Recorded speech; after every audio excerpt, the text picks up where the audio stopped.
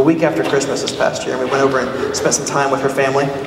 We have a 2-year-old nephew named Cohen, about the same age as Jack. I'm sure a lot of y'all seen Jack running around. He's a little crazy, right? He's got tons of energy. You know, I was actually in here when John was telling the whole wee story. And tons of energy, just off the wall. And like many other 2-year-olds, possibly every 2-year-old ever created, he doesn't like going to bed.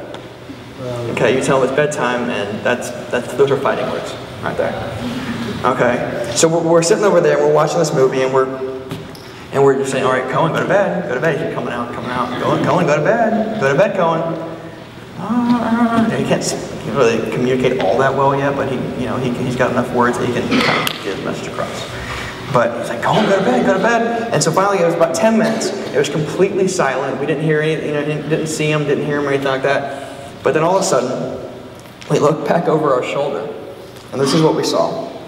His room was down the hallway, and we saw him come walking out like this, with a blanket over his head, and just kind of shuffling.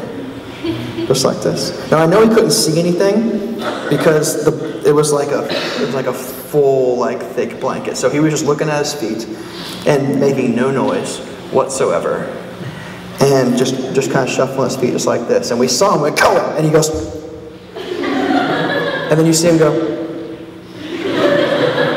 and just kind of moving backwards, and never said a word, bumped into the wall, walked all the way back to his room like that. All right, I don't know how he did it without getting a concussion.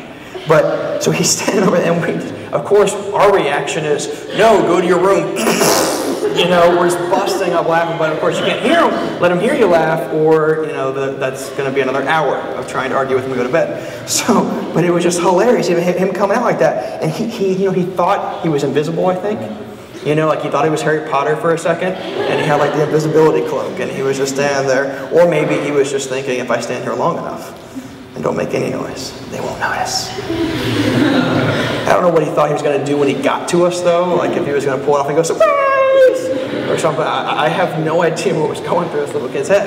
But it made me think, that's kind of how we react a lot to things.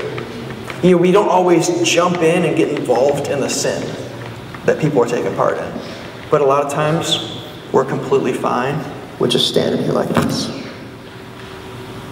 Just blending in. Oh.